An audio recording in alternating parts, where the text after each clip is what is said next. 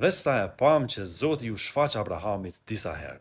E tash të Zanafila 18, shohim diçka edhe ma tronditse.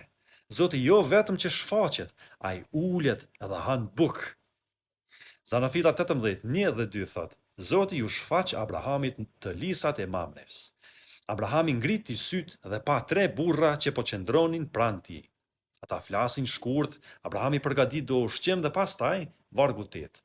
Pastaj mori maz, qumsht dhe viçin që kishte përgatitur dhe u ashtroi përpara. Dhe ai qëndroi në këmbë ndërsa ata hanin nën pemë. Ata hanin. Teksti së zbut e thot shumë qartë.